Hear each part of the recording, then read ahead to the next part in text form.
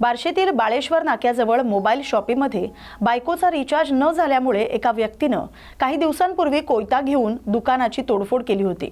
Mobile दुकानाची तोडफोड करतानाचा प्रकार सीसीटीव्ही कॅमेऱ्यात कैद झाला होता।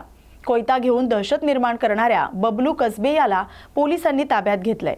त्यानंतर या आरोपीनं कॅमेऱ्यासमोर आपली चूक मान्य करत माझी चूक झाली, कारवाई करा, मला माफ करा अशी विनवणी केली। विनापरवाना शस्त्र बाळगणं, दहशत निर्माण करणं, दमदाटी करणं आदी प्रकारामुळे त्याच्यावर शहर पोलीस ठाण्यामध्ये गुन्हा दाखल करण्यात आलाय। एवढीवर माझ्याकडून चूक झाली, इथून पुढे कोणी करू बी नका। जे कायद्याचं असेल ते काय पालन करा तुम्ही। झाली एवढी चूक, आता मला माफ करा, कोणी कारवाई नका चुकी एवढी। नमस्कार, मी पोलीस निरीक्षक बालाजी कुकडे।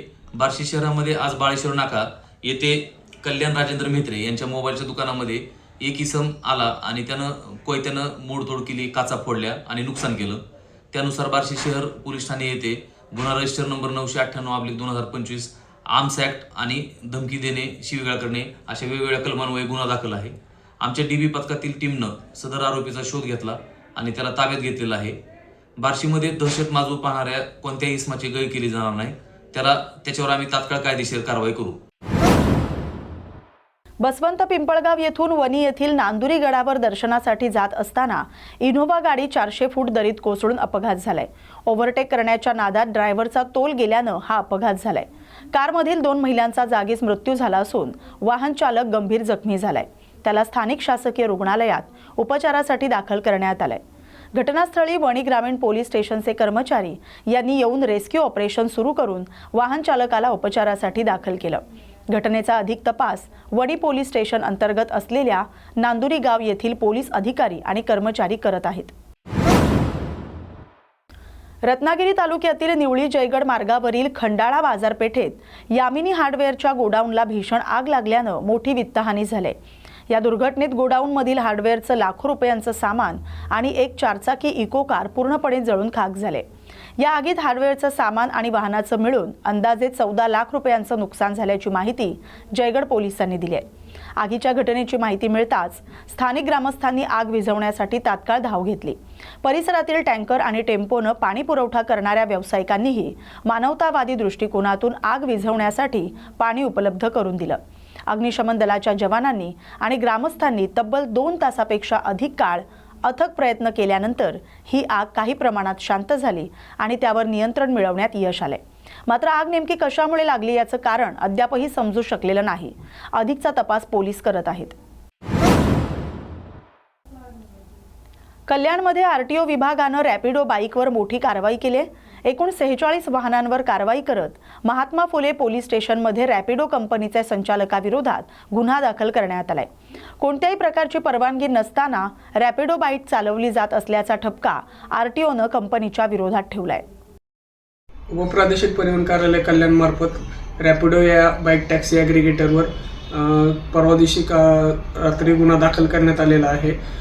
सदरील कंपनीच्या आतापर्यंत 47 वाहनांवर कारवाई करण्यात आलेली होती। तसेच कंपनीला वारंवार नोटिसा सुद्धा बजावण्यात आलेल्या होत्या, पण कंपनीकडने कोणताही परिवहन आयुक्त कार्यालयाकडे कंपनीने कोणताही परवाना घेतलेला नाही आहे। तसेच कंपनीने आत्तापर्यंत इलिगलपणे ॲपच्या माध्यमातून बाईक टॅक्सी चालवलेली आहे। कंपनीकडे कोणतेही इलेक्ट्रिक संवर्गातील बाईक्स नाही आहेत, साध्या बाईक ते चालवतात आणि तसेच मोटार वाहन कायद्याच्या इतर अनेक तरतुदींचे उल्लंघन केलेले आहे आणि शासनाकडनं कोणताही विहित परवाना घेतलेला नाही आणि महसुली नुकसान केलेलं आहे। त्यामुळं रॅपिडो कंपनीच्या संचालकावर महात्मा फुले पोलीस स्टेशन येथे कल्याण आरटीओतर्फे गुन्हा दाखल करण्यात आलेला आहे। कल्याण डोंबिवली महापालिकेनं मोहिली गावात जलशुद्धीकरणाचा प्रकल्प उभारलाय। तसंच त्या ठिकाणी आणखी 200 MLD क्षमतेचा पाणी प्रकल्प उभारला जाणार आहे। या दोन्ही प्रकल्पाच्या विकासासाठी महापालिकेनं भूमिपुत्रांच्या जागा घेतल्या आहेत, मात्र त्या भागातील विकास केलेला नाही। महापालिकेला विकास प्रकल्पाकरता भूमिपुत्रांच्या जागा पाहिजेत। महापालिका त्या भागातील विकास कधी करणार असा संतप्त सवाल माजी नगरसेवक मयूर पाटील यांनी उपस्थित केलाय। दिला होता आणि त्याच्यात भूमिपूजन येथे बल्ल्यानी, मोहिली आणि टिप्पणनगर येथे पार पडले। ह्या उद्घाटन समयी येथील स्थानिक नगरसेविका नमिता पाटील, विश्वनाथ भोईर यांचे पुत्र वैभव भोईर, उपशहर प्रमुख अंकुश जोगदंड, विभाग प्रमुख राम तरे, शाखा प्रमुख रोहन कोड, महेश पाटील, राजेश पाटील आणि सर्व महिला आघाडी शिवसैनिक मोठ्या संख्येने उपस्थित होते.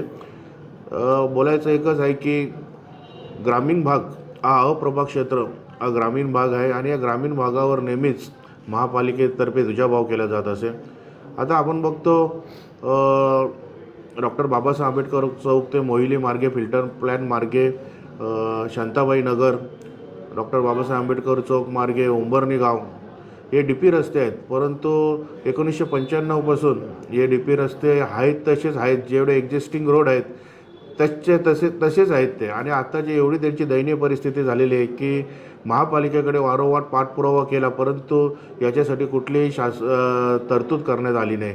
जरी तरतूद केली ती फक्त कागदावरच तरतूद केलेली आहे. 2020 पासून नगरसेवकांचा कार्यकाल संपल्यानंतर प्रशासक कार्यकाल आहे. या प्रशासक कार्यकालामार्फत या रोडसाठी कोणत्याही प्रकारचा निधी उपलब्ध नाही करून दिला. परंतु माननीय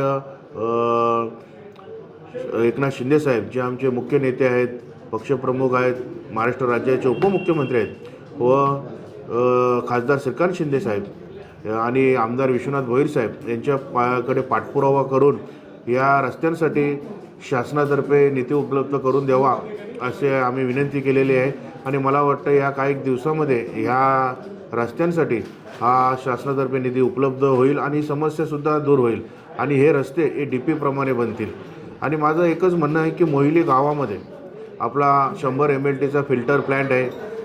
मोहिली गावातल्या लोकांनी, भूमिपुत्रांनी तेथील जागा ही filter plan, MLT plan, 100 MLT plan बनवण्यासाठी दिलेला आहे. परंतु आपल्या महापालिकेतर्फे त्या मोहिली गावावरसुद्धा दुजाभाव केलेला आहे. तेथे रस्त्यांची परिस्थिती एवढी बिकट झालेली आहे मुख्य रस्त्यांची की तुम्हाला फक्त आमच्या भूमिपुत्रांच्या जागा पाहिजे असतात का तुमचे प्रोजेक्ट राबवण्यासाठी. आणि आत्तासुद्धा दुसरा एक 200 MLTचा पाण्याचा प्रोजेक्टचं काम चालू आहे. तेथेसुद्धा आमच्या स्थानिक भूमिपुत्रांनी कोणताही विरोध नाही केला. परंतु महापालिकेला सुद्धा माझी विनंती असेल की तुम्ही आमच्या गावातल्या भूमिपुत्रांच्या जागा हस्तगत करत असतात, परंतु आमचा भूमिपुत्र कोणताही त्याला विरोध करत नाही. परंतु त्या गावांना तुम्ही सुविधा देणे हे तुमचं कर्तव्य आहे. तिथले DP रस्तेसुद्धा तुम्ही मार्गे लावा ना, स्वतः येऊन बघा. माननीय आयुक्त महोदय, तुम्हाला मी विनंती करतो की तुम्ही येऊन मोहिलीची परिस्थिती बघा रस्त्यांची, ते रस्ते आहेत का खड्डे आहेत, एवढी तुम्हाला विनंती करतो. धन्यवाद. आगामी नवी मुंबई मनपा निवडणुकाच्या अनुषंगानं शिवसेना शिंदे गटानं बैठकांचा धडाका लावलाय. प्रत्येक प्रभागनिहाय इच्छुक उमेदवार, पदाधिकारी आणि कार्यकर्त्यांची बैठक आयोजित करून निवडणुकीच्या कामकाजासंदर्भात मार्गदर्शन करण्यात येते. शिवसेना संपर्क प्रमुख अंकुश कदम यांनी मनपा निवडणुकीत 65 पेक्षा अधिक जागा जिंकत महापालिकेवर भगवा फडकवण्याचा निर्धार व्यक्त केलाय. सर्वसामान्य लोकांच्या मधून एकनाथ शिंदे साहेबांचा प्रवास झालेला आहे आणि या सगळ्या नवी मुंबईकरांना आपल्या हक्काचा माणूस कोण वाटत असेल तर एकनाथ शिंदे साहेब वाटतात. आणि एकनाथ शिंदे साहेबांचा चाहता वर्ग नवी मुंबई इतका कुठेच नाहीये. त्यामुळं नक्कीच आम्ही जो नारा दिलेला आहे तो यशस्वीपणे पार पाडण्याची आमची जबाबदारी आहे आणि तो नक्की पार पाडू. बघा, तुम्ही पाहिलं असाल की आमचे प्रत्येक पदाधिकारी असतील, आमचे वरिष्ठ असतील, यांनी जबाबदाऱ्या घेतलेल्या आहेत आणि त्या जबाबदाऱ्या वाटून आज कोणी फील्डवरती काम करायचं, कोणी संघटनात्मक काम करायचं, कोणी पालिकेतल्या याद्यांवरती काम करायचं, याच्यावरती आमची रचना चालू झालेली आहे. आणि खऱ्या अर्थानं आजपासून ही सुरुवात झालेली आहे की नवी मुंबईमध्ये शिवसेनेचा झंझावात चालू झालेला आहे. आणि तुम्ही पाहत असाल की हे आम्ही काल सांगितलं की आपल्याला मीटिंग लावायचे, आज 200-300 पदाधिकारी या ठिकाणी येतात. हीच खरी जिवंत शिवसेना आहे आणि या जिवंत शिवसेनेचं हे तुम्हाला आम्ही पुढच्या येणाऱ्या काळामध्ये आमचं ध्येय प्राप्ती करून दाखवल्याशिवाय राहणार नाही. जिल्हा परिषद आणि पंचायत समिती निवडणुका काही दिवसातच घोषित होण्याची शक्यता आहे. त्यामुळे राजकीय हालचाली वाढल्या असतानाच शिवसेना उद्धव बाळासाहेब ठाकरे पक्षात भारतीय जनता पार्टीसह शिंदे गटातील अनेक पदाधिकारी आणि कार्यकर्त्यांनी प्रवेश केलाय. पिंपळास जिल्हा परिषद गटातील भाजपचे प्रकाश माळी, जगदीश पताळे, गीतांजली पताळे, शिवसेना शिंदे गटाच्या साईनाथ नागावकर, गणेश माळी, दीपेश म्हस्के, मयूर म्हस्के, फुलाजी म्हस्के आणि बाबू काशीनाथ पाटील या प्रमुख कार्यकर्त्यांनी शिवसेना ठाकरे गटात प्रवेश केलाय. या प्रवेशानंतर तालुक्यात शिवसेना ठाकरे गटाची ताकद वाढली. जिल्हा परिषद निवडणुकीत याचा प्रत्यय विरोधकांना येईल असं सांगत इतर राजकीय पक्षांकडून माणसं हिसकावली जातात, पण शिवसेना ठाकरे गटात माणसं स्वतःहून येतात. ज्यांच्याकडे निष्ठा नाही ते निसटून जातात, निष्ठावान आहेत ते इथेच थांबतात, अशी प्रतिक्रिया उपनेते विश्वास थळे यांनी दिली आहे. तुमचे मनापासून सर्वांचे आभार मानतो. पुन्हा एकदा विनंती करतो की निवडणुका डोळ्यासमोर आलेल्या आहेत. कुठल्याही प्रकारचा राग रोष किंवा आदर्श आहेत बघा तुमचे. पंढरपूर गुहागर राज्यमार्ग रुंदीकरणाच्या वादग्रस्त कामाविरोधात शिवडे गावातील शेतकऱ्यांनी आक्रमक पवित्रा घेतलाय. भूसंपादनानंतरही कोणताही मोबदला न मिळाल्यानं त्रस्त झालेल्या शेतकऱ्यांचा अखेर संताप उसळला. शिवडे गावातील रहिवाशांच्या शेत जमिनी संपादित करण्यात आल्यात. यावेळी रस्त्यालगतची झाडं, पिकं, कुंपणं तसेच शेतीची जमीन उद्ध्वस्त होत असतानाच संबंधित विभागानं निष्क्रियता दाखवल्याचा आरोप करत ग्रामस्थांनी रस्त्याच्या कामाला प्रत्यक्ष आडकाठी करत मोबदला मिळेपर्यंत काम बंद हा ठाम नारा दिलाय. राज्यात रस्त्याचे जाळे सर्वत्र सुरू आहे. पंढरपूर गुहागर हा महामार्ग देखील आता सुरू आहे, याचं देखील काम सुरू आहे. मात्र हा रस्त्याचं काम सुरू असताना मसूर ते उंब्रज या रस्त्यालगत असणारे जे शेतकरी आहेत त्यांचा कसलाही विचार हा शासनानं केलेला दिसत नाही. कारण वर्षानुवर्षे या काळ्या आईची सेवा करणारा हा शेतकरी आज देशोधडीला लागण्याच्या परिस्थितीमध्ये आलेला आहे. त्याचं कारण असं, मायनी ते निसरे या महामार्गासाठी तब्बल 480 कोटी रुपयाचा निधी शासनाने दिलेला आहे. मात्र या जमिनीचे मोबदला शेतकऱ्यांना अजून काही मिळालेला नाही. मोबदल्याचा विषय शासन दरबारी जर मांडला तर शासनाचं म्हणणं असं येतं की शेतकऱ्यांना या जमिनीचा मोबदला दिलेला आहे. मात्र प्रत्यक्षात वस्तुस्थिती जर आपण पाहिली तर आजही त्या जमिनीचा सातबारा त्या रस्त्यासकट सातबारा आमच्या नावावर आहे. आणि विशेष म्हणजे आमचे आजोबा असतील, वडील असतील, चुलते असतील, यासह मागच्या 2 पिढ्यांनी या जमिनीचा शेतसारा शासनाकडे सुपूर्द केलेला आहे. एकीकडे जमीन द्यायची आणि वरून शेतसारा देखील भरायचा, ह्या दुहेरी संकटात आम्ही पडलो आहे. आमचा रस्त्याला कसलाही विरोध नाही, फक्त आमचं एकच म्हणणं आहे की जी आमची जमीन शासनाने संपादित केलेली आहे त्याचा योग्य मोबदला शासनाने दिला पाहिजे आणि तोही शासन नियमानुसार दिला पाहिजे. विकास हा निरंतर चालणारी प्रक्रिया आहे, त्या शेतकऱ्याचा विरोध नाही. मात्र शेतकऱ्यांच्या घरावर नांगर फिरवून जर हा रस्ता जर बनवला असला तर आम्ही शेतकरी गप्प बसणार नाही. इथे शासन असेल किंवा जे संबंधित ठेकेदार असतील यांनी एक ध्यानात घ्यावं की तुम्ही जर दंडेलशाहीने जर रस्ता तुम्ही करणार असाल तर आम्हाला कोर्टाचे, न्यायालयाचे दरवाजे उघडे आहेत. आम्ही वेळप्रसंगी महामार्ग रोखणार आणि न्यायालयाचे दरवाजे थोटवणार. आमची एकमेव अशी विनंती आहे, यामध्ये जिल्हाधिकाऱ्यांनी लक्ष घालावे. लोकप्रतिनिधी आणि जिल्हाधिकारी या दोघांनी एकत्रित शेतकऱ्यांशी समन्वय साधत याच्यावर योग्य तो तोडगा काढावा आणि शेतकऱ्यांना न्याय मिळवून द्यावा, एवढीच फक्त माफक अपेक्षा या भागातील आमच्या शेतकऱ्यांची आहे. हा राज्यमार्गाचा जो विषय आहे याबद्दल मला एवढं सांगू इच्छितो की शासनाने जे आता ही जे रुंदीकरणाचा जो विषय घेतलेला आहे व काम हाती घेतलेलं आहे, या कामाच्या संदर्भात कोणत्याही शेतकऱ्याला किंवा ज्यांचे हिस्सेदार आहेत त्यांना कुठलेही नोटिफिकेशन पूर्वी आलेले नाही. जे संबंधित तहसील असतील, कोणी असतील, त्यांना नाही मिळालं, वैयक्तिक नाही. आणि यातमध्ये लोकांच्या वहिवाटीमधून आता जो रस्त्याचं काम चालू केलेलं आहे यासाठी प्रत्येकाचं नुकसान भरपाईची जी काय मागणी होती किंवा आत्ता मागणी आहे, यापूर्वी स्वतःहून शासनाने पुढे निदर्शनात आणलेलं नाही. यासाठी जर शासन बोलते यांना तुम्हाला मोबदला दिला गेला आहे तर तसं आमच्याकडे कोणाकडे पुरावे नाही. हे बाधित लोक आहेत, ज्यांच्याकडे त्यांच्या जमिनीचे कागदोपत्री सातबारे त्याप्रमाणे त्यांचं क्षेत्र भरत नाही, जे आता शासनाने काम चालू केलेलं आहे. तर त्याचं नुकसान भरपाई मिळण्यासाठी आहे. रस्त्याला आमचा विरोध नाही आहे, परंतु त्यांनी आम्हाला आमच्या पुढे कागदोपत्री पुरावे सादर करावे की कोणत्या लोकांना, बाधित लोकांना मोबदला दिला गेला आहे, संपादन झाल्यानंतर ते पुरावे कोणत्या बँकेत गेले, कुठल्या त्यांच्या वारसदारांना दिले, काय झालं याची सविस्तर माहिती शासनाने आमच्या पुढे आणून ठेवावी. त्यानंतरच या कामाला आमची संकष्टी चतुर्थी आणि रविवार असल्यामुळे रत्नागिरी तालुक्यातील श्री क्षेत्र गणपतीपुळे या ठिकाणी भाविकांची मोठ्या प्रमाणात गर्दी पाहायला मिळाली। संकष्टी चतुर्थी असल्यामुळे गणपतीपुळ्यात महाराष्ट्रातून विविध भागातून भाविक दर्शनासाठी मोठ्या संख्येने या ठिकाणी आले होते। तसंच या ठिकाणी बाप्पाचं दर्शन घेतल्यानंतर समुद्रावर जाऊन आनंद घेताना सुद्धा मोठ्या प्रमाणात भाविक दिसले।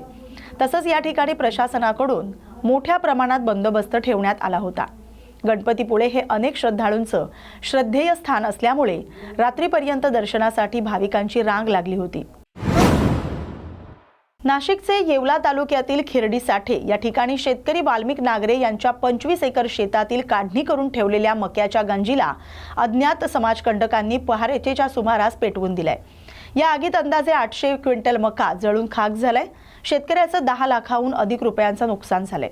दरम्यान ज्यांनी कोणी हे कृत्य केलं असेल त्यांचा शोध घेऊन त्यांना कठोर शासन करावं अशी मागणी शेतकऱ्यांनी केली आहे। नागरे व माझे बंधू दोघं जॉईंट फॅमिलीत नगरसूल शिवारात राहत असून नगरसूल शिवारामधून खिरडीसाठी शिवारात माझी काही शेती आहे। एकूण 25 एकर शेतीची काटणी करून त्याचा मकाचा डेपो डोंगराजवळ मी लावला होता। मकाला भाव नसल्यामुळे काही दिवसाने भाव वाढल्यानंतर ती काढू आणि ती विकू असं नियोजन असताना रात्री कोणी अज्ञाताने शेजारी बसून दारू पिऊन ती मका पेटवून दिली आणि माझं 20 लाख रुपयापर्यंत 20-25 लाख रुपयाचं नुकसान केलं। त्या नुकसानीतून माझ्या कुटुंबावर मोठा आर्थिक घाला झाला आणि ज्या कोणी दुश्मनी किंवा माझ्याशी दुश्मनी करून किंवा त्या ठिकाणी त्याचा काही फायदा होत असेल तर निश्चित परमेश्वर त्याला देईल। परंतु या आर्थिक संकटातून सावरण्यासाठी रीतसर असा या गोष्टीचा पंचनामा या वस्तुस्थितीचा पंचनामा करून श्वानपथक बोलवून जो कोणी केला असेल त्याला कडक ते कडक पनिशमेंट केली पाहिजे, शिक्षा झाली पाहिजे आणि जेणेकरून भविष्यामध्ये कोणी हे करणार नाही। हा करणारा शेतकरीच आहे आणि कुठंतरी त्याचं मन दुखावलं असावं त्यामुळे त्याने केला असेल। परंतु याच्यातून त्याचा काही फायदा नाही।